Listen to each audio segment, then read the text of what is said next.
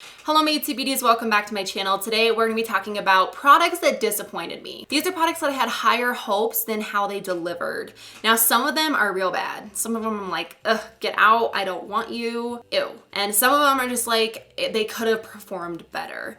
So if you like these types of videos, be sure to give this one a thumbs up and don't forget to subscribe because I do upload every Monday, Wednesday, Friday, 5 p.m. Mountain Standard Time, 3 videos a week. And everything that I talk about is always down in the description box below. So in case you miss any of the things that I'm mentioning in this video, you have them down there in the description box. I'm feeling the shirt, but also you can see that I went out and got a little burnt today.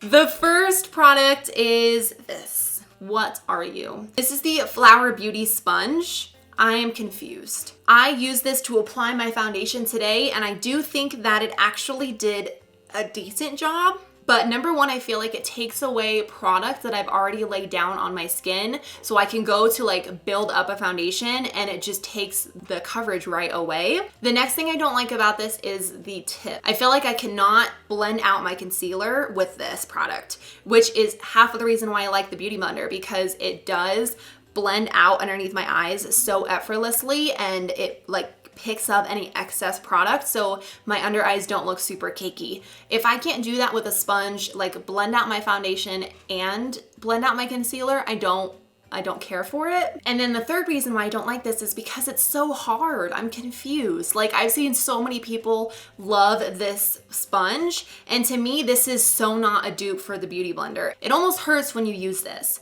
Unless you tap very lightly, which I don't. I like to really push it into my skin. Obviously, I'm not like whacking my face with this, but I do want this to sink into my skin, and I feel like if you tap so lightly, it doesn't really do that. So I don't like it for that reason. And then my final reason for not liking this product is it's so big. It's big, it's bulky, it doesn't blend out my foundation in a consistent way because it's so big and I don't know how to hold it. I don't know. I just was super disappointed with this. I bought it thinking that it really would be a Beauty Blender dupe. And I'm trying to figure out how I can make this work, but so far it's a no for me. If you guys have this sponge and you can find a way to make it work, let me know. Like, what am I doing wrong? All right, next product that disappointed me is this Nudestix lip and cheek pencil in the shade Whisper. I think this is too light for me. It makes me look dead. And I also don't think that the formula is that great. Like you apply it and it's fine, but it's not super long lasting. It's not super matte.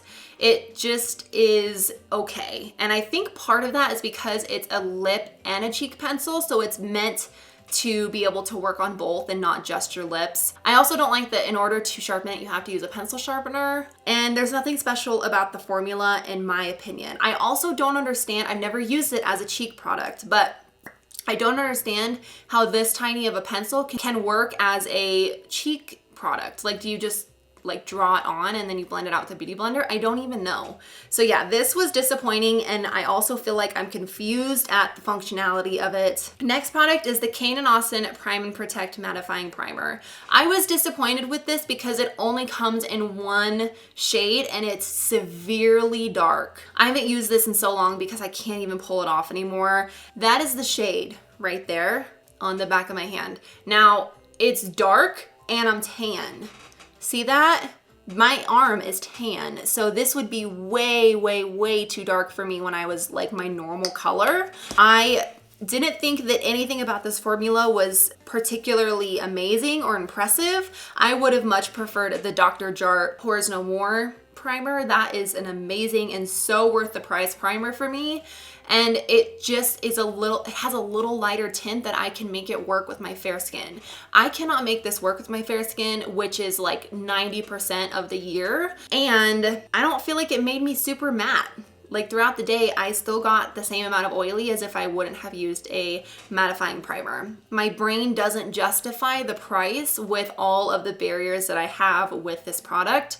So I would pass. I don't know if it would work better for your skin if you were a darker shade than me. This is the ColourPop No Filter Foundation. I do need to try this out more. I admit to that.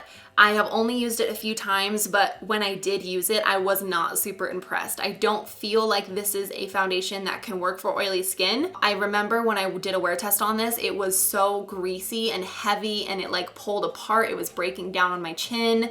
It was not a good situation. And since then I've worn it a few times and the same thing happened. I just wasn't impressed at all with this foundation.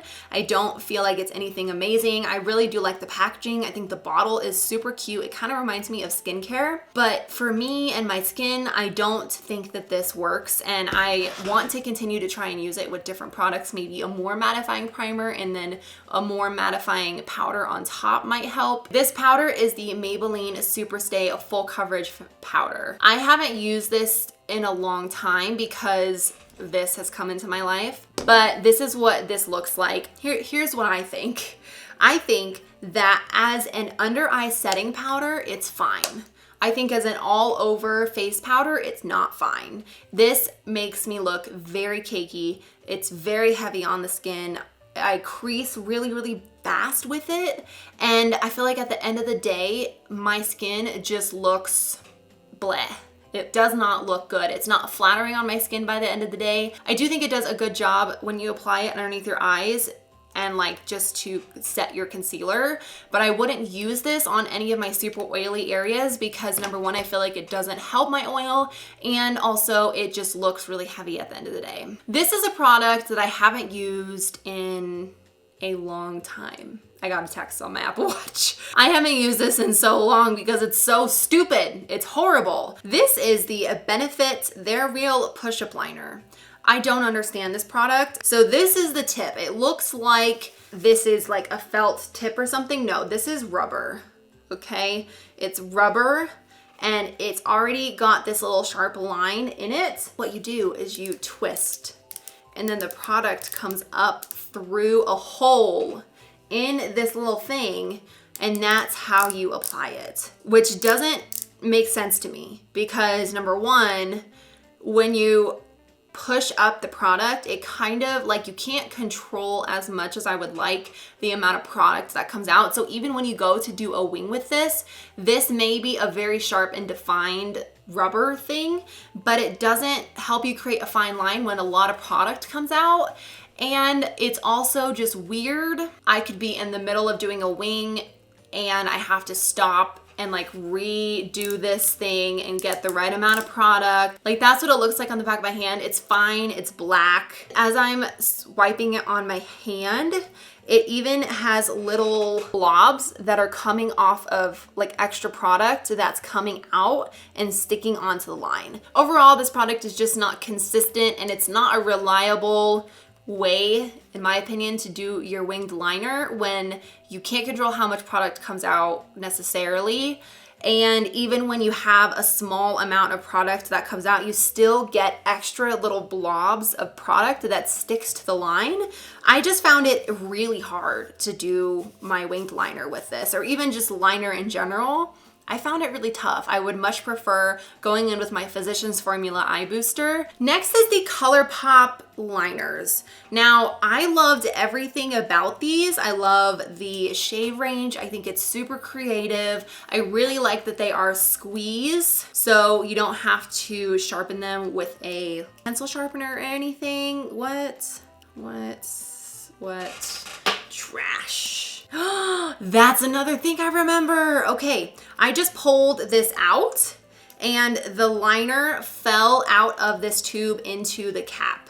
That is how much I don't like you. It seems like the formula breaks off. Like the little stick of eyeliner that's in here breaks at the bottom so that whenever I pull it out of the cap, it gets stuck in the lid. It also seems like these eyeliners dry really fast.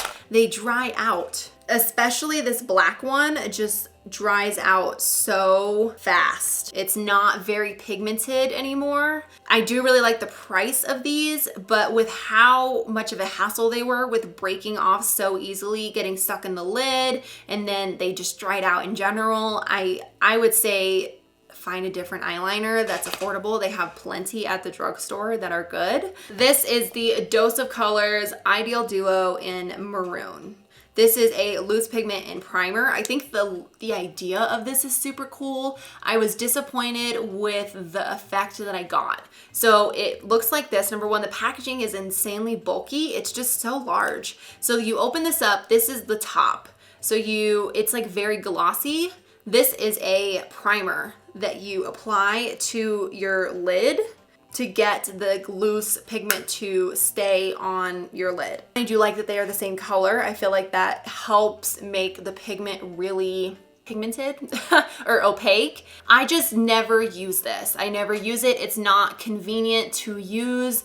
The glitter goes everywhere every time I use it. I don't even want to open this up because the packaging makes for really messy application. I also feel like even though I apply this primer on my lid, when I go to apply the actual glitter to my lid, it doesn't stick very well. I'm confused. Like even this, it doesn't feel very sticky on my hand. If you're gonna have a primer before you apply the glitter, shouldn't it be super sticky? I don't know. It is a little sticky, it is a little tacky, but it's not enough to really grip the glitter to apply and like have it on your lid. So I find that every time I use this, it falls so much onto my face because it's not sticking to the primer. So I would pass on that. They're also really expensive. I don't think that they're worth the price. Next product is this Benefit FoolProof Brow Powder, and I wanna share why this disappointed me because when I first tried it, I did really like it. However, this does not work if you have freshly plucked your eyebrows. If you want to shape outside of your eyebrow, like your actual hairs, this is not the product for that. It's not going to glide on like a pencil would. I used it today and I used so much product, so much powder to fit, like actually get it to stick to my skin instead of just my brow hairs. This is something that if you want to fill in your brow hairs, you have naturally like full brows and you just want a little bit of shaping, that's fine. But for me, I have relatively skinny eyebrows just in general, and I couldn't make an arch with this. It just doesn't work if you have freshly plucked eyebrows and you're trying, and even if you go outside of your brow hairs just a little bit, it doesn't stick. So yeah, this was a bummer. If you have not freshly plucked eyebrows, I suppose this works fine. I do like the colors. I like that it has a lighter shade in the front and then a darker shade out here. I like how precise like the edge is. I don't like this applicator. Why would they even include it? Who uses an applicator like this? I always use the Anastasia Beverly Hills dual-sided eyebrow brush. That's how I apply it because this is just like painting on your brows, and that doesn't seem very precise to me. I mean, you do you. If that's how you can apply it to your brows, that's great. But for me, that type of applicator just doesn't work. So yeah, I was a little disappointed because it is an expensive product and I feel like I could get a better result using just a brow pencil from Anastasia or like the brow pomade even from Anastasia. It actually sticks to your skin and will stay in place, and you don't have to like use half the product just to get it to stick, you know? This product from BH Cosmetics, this is the Carli Bybel Palette,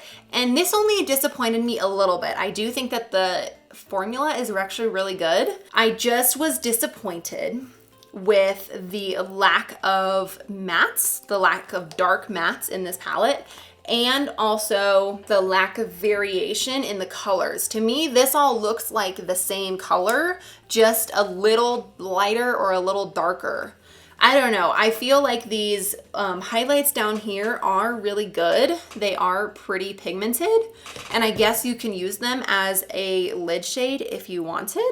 Like they're good. It's not that the formula is bad. I feel like I can't create enough of a different look in the palette. I feel like I create one look with this palette and that's it, because there's not a lot of variation for me to create many looks with this palette. I also feel like the purples can get a little patchy looking. I would have loved if they had one of these, like this light shade as a shimmer shade. That would have changed the palette for me. I mean, I know they have it down here, but I just was looking for more of an interesting palette, and to me, this palette is a little boring of a color scheme for me. Last product that disappointed me, what even is this? This is the Molly Cosmetics Silisponge. Who remembers these?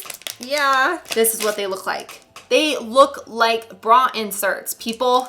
And they're just, I don't know how to use you. For some reason, when I ordered it, it came with like 2 or 3. I don't need this many. I don't even use the one that I bought originally. Oh, this is the one. So it feels like a bra insert. And the way that you apply it onto your skin, you just like spread foundation on without having it sink into your skin. And this is not pleasant. You just can't do this. Unless you have a beauty blender, you cannot, this doesn't make sense.